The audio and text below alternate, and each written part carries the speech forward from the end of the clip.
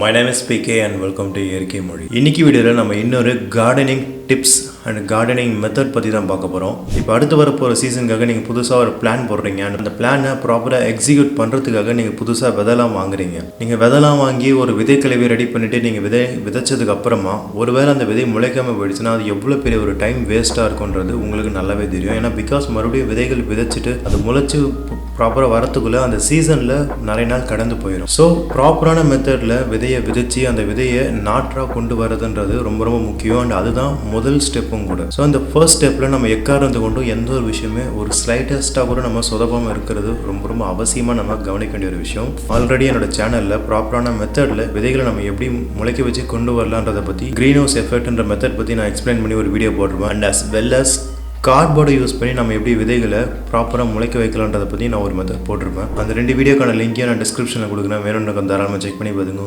இன்றைக்கி இன்னொரு மெத்தடை பற்றி பார்க்க போகிறோம். அண்ட் இந்த மெத்தட் வந்து யார் வேணால் ட்ரை பண்ணலாம். ரொம்ப ரொம்ப ஈஸி அண்ட் ரொம்ப ரொம்ப ஒரு எஃபிஷியண்டான ஒரு மெத்தட் இது. அண்ட் இது வந்து இன்டோர் சீட் சோயிங், அதாவது நம்ம வீட்டுக்குள்ளே விதைகள் விதைக்கிறது. இது கேட்குறப்போ ரொம்ப விசித்திரமாக இருக்கும். அது எப்படி வீட்டுக்குள்ளெலாம் எப்படி நம்ம விதையை முளைக்க வச்சு கொண்டு வரதுன்னு. The first thing we all need to keep in mind is விதைகள் முளைச்சி வரத்துக்கு சூரிய ஒளி தேவை கிடையாது. இப்போ நீங்கள் ஒரு விதை விதைக்கிறீங்க, அந்த விதை வந்து மண்ணிலேருந்து முளைச்சி வெளியே வருதில்ல, அந்த ப்ராசஸ்க்கு சூரிய ஒளி தேவையே கிடையாது. ஒரு கதகதப்பு தன்மை இருந்தாலே போதும். அந்த கதகதப்பு தன்மையை நீங்கள் எப்படி கிரியேட் பண்ணுறீங்கன்றதுல தான் மொத்த விஷயமே இருக்குது. ஒன்ஸ் அந்த விதைகள் அந்த முளைச்சி வந்ததுக்கு அப்புறமா தான் அது சூரிய ஒளி தேடி போகும். மண்ணுக்கு உள்ளே இருந்தே அது சூரிய ஒளி தேடாது. இதில் ரொம்பவே இன்ட்ரெஸ்டிங்கான ஒரு விஷயம் என்னென்னா, கிட்டத்தட்ட 90லேருந்து 95% அளவுக்கான விதைகளுக்கு சூரிய ஒளின்றது அதோட முளைப்பு திறனுக்கு தேவை கிடையாது. ஒரு கதகதப்பு தன்மை இருந்தாலே தாராளமாக போதும். த ஃபர்ஸ்ட் திங் இஸ், எதுக்காக இந்த மெத்தட், எதுக்காக இன்டோர் சீட் சோயிங், வீட்டுக்குள்ளே நம்ம ஏன் விதைகளை விதைக்கணும்? ஸோ அதை ரொம்ப சிம்பிளாக புரியுற மாதிரி சொல்லணும்னா, நீங்கள் இப்போ ஒரு விதை விதைக்கிறீங்க, அது எந்த விதை வேணால் இருக்கலாம்.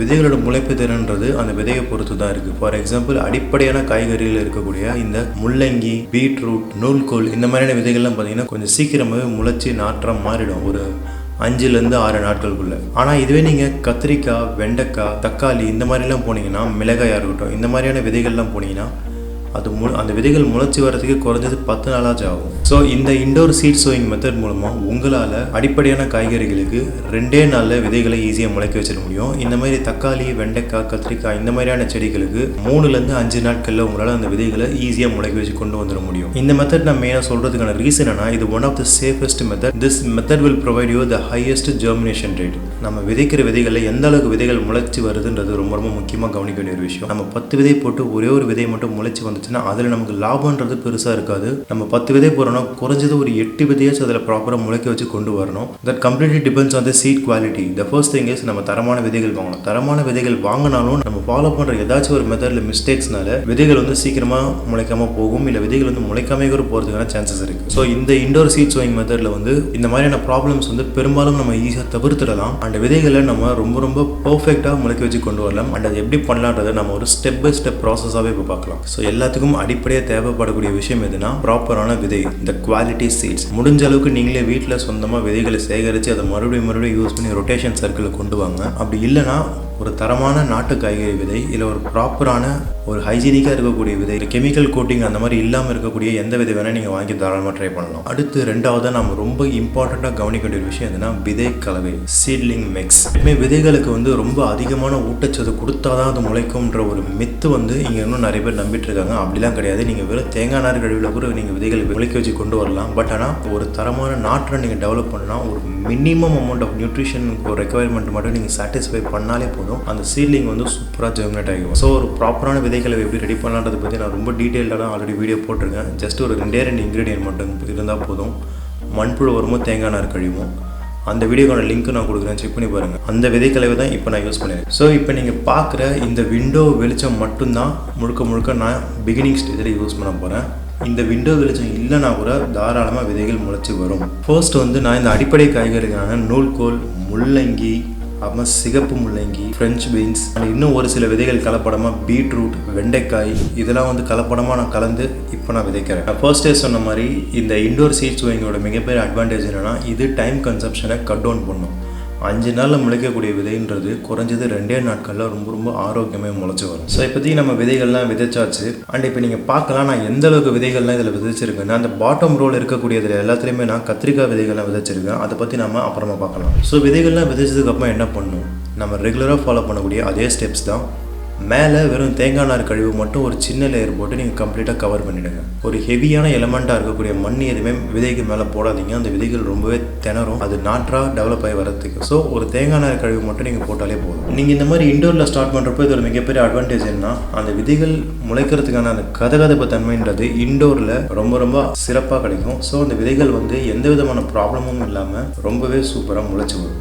ஸோ இன்றைக்கி டே 1 அண்ட் இதோட டேட் என்னென்னா ஜூன் 16ஆம் தேதி அன்றைக்கி நான் விதைகளை விதைச்சிட்டேன். அண்ட் அடுத்து டே 3, அதாவது நான் விதைகள் விதைச்சதுலேருந்து 2 நாள் கழித்து ஜூன் 18ஆம் தேதி இப்போ நம்ம என்ன அப்டேட்டுன்றதை பார்த்துடலாம். ஆஸ் யூ கேன் சி கிட்டத்தட்ட முக்கால்வாசி விதைகள் முளைக்க ஆரம்பிச்சிருச்சு. நம்ம விதைகள் விதைச்சி 2 நாட்களில் இது முள்ளங்கி விதை அண்ட் நீங்கள் ஃபர்ஸ்ட் பார்த்தது பீட்ரூட் விதை அண்ட் நூல்கோல் விதைகளும் மெதுவாக முளைக்க ஆரம்பிச்சிருச்சு. அண்ட் யூஸ்வலாக பார்த்தீங்கன்னா வெண்டைக்காய் விதைகள்லாம் தண்ணியில் ஊற வச்சு விதைச்சாலே குறைஞ்சது 5 நாட்களாச்சும் எடுக்கும் அது முளைக்கிறதுக்கு. இதில் நான் எதுவுமே இல்லை, ஜஸ்ட் பாக்கெட் அந்த விதை பேக்கெட்லேருந்து எடுத்து நான் அப்படியே தான் விதைச்சேன். 2 நாள் தான் ஆகுது. விதை அந்த விதை கலவையிலேருந்து மேலே எழும்ப ஆரம்பிச்சிருச்சு. இப்போ அடுத்தது டே 4 ஜூன் 19ஆம் தேதி. நான் ஜூன் 16ஆம் தேதி விதை விதைச்சேன். ஜூன் 18ஆம் தேதி அந்த விதைகள் முளைக்க ஆரம்பிச்சிருச்சு. அண்ட் இப்போது ஜூன் 19ஆம் தேதி. ஸோ இப்போ நீங்கள் பார்க்குறப்போ உங்களுக்கு கிட்டத்தட்ட ஏதோ ஒரு மேஜிக் நடந்த மாதிரி தெரியும். ஏன்னா பீன்ஸ் விதைகள்லாம் முளைக்க ஆரம்பிச்சிருச்சு. அண்ட் நம்மளுடைய முள்ளங்கி விதைகள், அப்புறமா அந்த நூல்கோல் விதைகள், பீட்ரூட் விதைகள்லாம் எந்த அளவுக்கு முளைச்சி வந்திருக்குன்றத ரொம்ப சூப்பராக நீங்களே பார்க்கலாம். பீன்ஸ் விதைகள்லாம் எந்த அளவுக்கு தடிமனாக இருக்குன்றது உங்களுக்கே தெரியும். அது ஜென்ரலாகவே எல்லாரும் தண்ணியில் ஊற வச்சு தான் விதைப்பாங்க. நான் எதுவும் பண்ணல, நான் ஜஸ்ட் அப்படியே டைரெக்டாக தான் விதைச்சேன். கரெக்டாக விதைகள் விதைச்சதுலேருந்து 4வது நாளில் அதுவும் அழகாக முளைக்க ஆரம்பிச்சிருச்சு. இதனால தான் நான் சொல்கிறேன், இந்த இண்டோர் சீட் சோயிங்கிறது ரொம்ப இம்பார்ட்டண்டான ஒரு மெத்தட். குறிப்பாக மாடித்தோட்டம் வச்சிருக்கவங்களுக்கு ஒரு மிகப்பெரிய அட்வான்டேஜாக இருக்கும். இப்போ நீங்கள் பார்க்குறது பீட்ரூட் நாற்றுகள். இப்போ அடுத்த அப்டேட் ஜூன் 21ஆம் தேதி. 16ஆம் தேதி விதை விதைச்சோம். கரெக்டாக 6 நாட்கள் கழிச்சு 21ஆம் தேதி இப்போ என்ன அப்டேட்டுன்றதை பார்க்கலாம். கிட்டத்தட்ட விதைச்ச எல்லா விதைகளுமே எந்த ஒரு பிரச்சனையுமே இல்லாமல் ரொம்ப கிளியராக ப்ராப்பராக முளைச்சி வந்திருக்கு. இந்த இடத்துல நான் ஒரு சின்ன மிஸ்டேக் பண்ணியிருக்கேன். அந்த மிஸ்டேக் என்னன்றதை நான் சொல்கிறேன். அதை நீங்கள் பண்ணுறப்போ அதை நீங்கள் இந்த ப்ராசஸ் நீங்கள் ஃபாலோ பண்ணுறப்போ அந்த ஒரு விஷயத்தில் மட்டும் கேர்ஃபுல்லாக இருங்க. ஏன்னா இந்த முள்ளங்கி நாற்றுகள் பார்த்தாலே தெரியும் ரொம்ப ஹைட்டாக வளர்ந்துருக்கும். இந்த மாதிரி முள்ளங்கி நாற்று வளராது. அது ஏன் வளர்ந்துருக்குன்றதை நான் சொல்கிறேன். இதுக்கு பேர் லெக்கி சீட்லிங்ஸ் அப்படின்னு சொல்லுவாங்க, இல்லை லெக்கி க்ரோத்துன்னு கூட மென்ஷன் பண்ணுவாங்க. ஏன்னா நான் பிகினிங்கில் மென்ஷன் பண்ணியிருப்பேன், ஒரு விதை முளைச்சி வரத்துக்கு சூரிய ஒளி தேவையில்லை, கதகதப்பு தன்மை தான் தேவை. ஆனால் விதை முளைச்சி மேலே மண்ணிலேருந்து வெளியே வந்தோடனே அது சூரிய ஒளி தான் தேடி போகும் நான் சொல்லியிருப்பேன். இந்த ஒரு குறிப்பிட்ட தட்டில் நான் முள்ளங்கி, பீட்ரூட், நூல்கோல் இதெல்லாம் நான் விதைச்சேன். முள்ளங்கி சீக்கிரம் முளைச்சிருச்சு. மற்ற அந்த அளவுக்கு அதுக்கு ஈக்குவலான ஜெர்மினேஷன் ரேட் கொடுக்காததுனால ஸோ அதை நான் இங்கேயே வச்சதுனால இந்த முள்ளங்கி சூரிய ஒளியை தேடி ஸ்ட்ரைட்டாக வளர ஆரம்பிச்சிச்சு. அது ஸ்ட்ரைட்டாக தான் வளருமானு கேட்டால் கிடையாது, கொஞ்சம் டிசைனாக கூட வளரும். அது எப்படின்றத இப்போ பார்க்கலாம். இப்போ நீங்கள் பார்க்குறது கத்திரிக்காய், தக்காளி இந்த நாற்றுகள். கிட்டத்தட்ட நான் ஒரு 9 வகையான கத்திரிக்காய், ஒரு 6லேருந்து 7 வகையான தக்காளி விதைகளை விதைச்சு ஆரம்பிச்சிருக்கேன். எல்லாமே பார்த்தீங்கன்னா வரப்போகிற சீசனுக்காக. அண்ட் இதெல்லாம் பார்த்தீங்கன்னா நான் ஜூன் 14ஆம் தேதி நான் விதைச்சது. அதாவது இந்த ப்ராசஸ் நம்ம ஜூன் 16ஆம் தேதி தொடங்கணும். இந்த விதைகள் நான் ஜூன் 14ஆம் தேதி நான் விதைச்சது. அண்ட் இதெல்லாம் கரெக்டாக அதோட டைமுக்கு ஏற்ற மாதிரி ஒரு 3 to 4 டேஸ்லேயே முளைக்க ஆரம்பிச்சிருச்சு. அண்ட் அதோட இப்போதைக்கு அதோட கரண்ட் அப்டேட் தான் நீங்கள் பார்க்குறீங்க.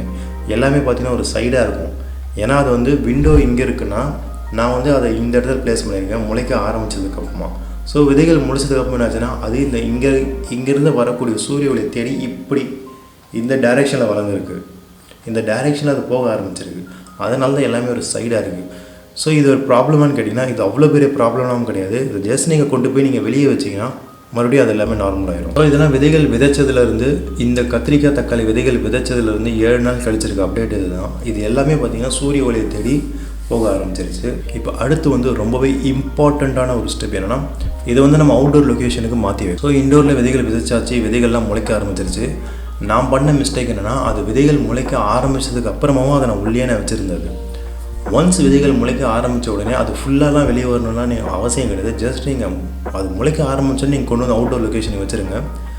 இல்லைனா பார்த்தீங்கன்னா இந்த மாதிரி கொஞ்சம் லென்த்தாக ஒரு மாதிரி வளர்ந்துட்டு போகும். அதை நீங்கள் விதைக்கிறப்போ கொஞ்சம் உங்களுக்கே அது கொஞ்சம் கஷ்டமாக இருக்கும் அதை ப்ராப்பராக விதைக்கிறது. ஸோ இந்த ஒரே ஒரு மிஸ்டேக்கை மட்டும் நீங்கள் ப்ராப்பராக பார்த்துக்கிட்டிங்கன்னா இந்த மெத்தடுன்றது ரொம்ப ரொம்ப சூப்பரான ஒரு மெத்தட். இதை கொண்டு போய் நீங்கள் உச்சி வெயிலில் வைக்கணுன்ற அவசியம் கிடையாது. ஒரு பிரைட்டாக சன்லைட் வரக்கூடிய ஒரு ஸ்பாட்டில் வச்சாலே போதும். ரொம்ப அப்படி கொதிக்கிற வெயிலெல்லாம் வச்சிடாதீங்க, நாற்றுகள் சீக்கிரமாக கருகி போயிடும். ஸோ விதைகள் விதைச்சதுலேருந்து 6 நாட்கள் கழித்து 16ஆம் தேதி விதைகள் விதைச்சு ஜூன் 21ஆம் தேதி இதை நான் அவுட்டோர் லொக்கேஷனுக்கு மாற்றியாச்சு. இந்த மாதிரி பிரைட்டான லொக்கேஷனில் வச்சாலே அந்த லெக்கி ஸ்டெம்ஸ்க்கான அந்த ப்ராப்ளம்லாம் பார்த்தீங்கன்னா ரொம்ப ஈஸியாகவே ஃபிக்ஸ் ஆகிடும். அண்ட் இப்போ கடைசியாக நம்ம ஃபைனல் அப்டேட்டை பார்த்துடலாம். கரெக்டாக விதைகள் விதைச்சதுலேருந்து 10 நாள் கழிச்சிருக்க அப்டேட் இதுதான். 16ஆம் தேதி விதை விதைச்சோம், இப்போது 26ஆம் தேதி அதோட அப்டேட்டை பார்த்துடலாம். கிட்டத்தட்ட எல்லா விதைகளுமே ப்ராப்பராக ரொம்ப ஈவனாக எந்த ஒரு விஷயமே இல்லாமல் முளைச்சிருச்சு. இப்போ அது டிரான்ஸ்பிளான்ட் பண்ணுறதுக்கும் ப்ரிக் பண்ணி இண்டிவிஜுவல் கப்பில் மாற்றுறதுக்கும் ரெடியாக இருக்குது. ப்ரிக்கிங் மெத்தட் பற்றி நான் நிறைய டைம் பேசிட்டேன். இந்த இண்டோர் சீட் சோயிங் மெத்தட்ன்றது ஒரு one of the most underrated method. நம்ம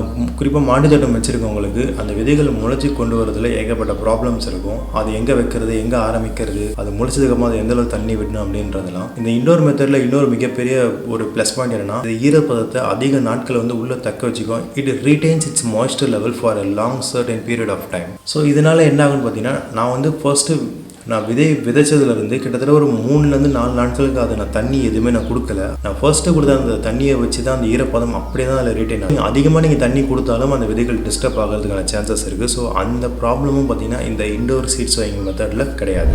இந்த மெத்தடில் நீங்கள் குறிப்பாக கவனிக்க வேண்டிய ஒரே ஒரு கோல்டன் ரூல் என்னென்னா, விதைகள் முளைக்க ஆரம்பித்த உடனே அது அவுட்டோருக்கு மாற்றிடணும். இது ஒன்று மட்டும் தான் நீங்கள் ஃபாலோ பண்ணணும். மற்றபடி இதில் காம்ப்ளிகேட்டடாக எந்த ஒரு விஷயமே கிடையாது. ஒரு தரமான விதை, ப்ராப்பரான விதைக்கிழவை இருந்தாலே போதும். உங்களோட விதைகள் எல்லாமே சூப்பராக முளைச்சி வரும், எந்த ஒரு விஷயமே இருக்காது. அண்ட் இந்த மெத்தடில் ஜெர்மினேஷன் ரேட், சீட் ஜெர்மினேஷன் ரேட்டும் பார்த்தீங்கன்னா ரொம்ப அதிகமாகவே இருக்கும். And I think that's it for this video. இன்னைக்கு வீடியோவில் ஒரு சூப்பரான இண்டோர் சீட் சோயிங் மெத்தடை பற்றி பார்த்துருக்கோம். இந்த மெத்தடை கண்டிப்பாக ட்ரை பண்ணி பாருங்கள், உங்களுக்கு இது ரொம்ப ஹெல்ப்ஃபுல்லாக இருக்கும். அண்ட் இந்த வீடியோ பற்றின உங்களோட கருத்துக்களை கமெண்ட் செக்ஷனில் சொல்லுங்கள். நம்ம அடுத்தது இன்னொரு வீடியோவில் பார்க்கலாம். Let's stay connected to create a better environment. And thank you. Bye. Be care.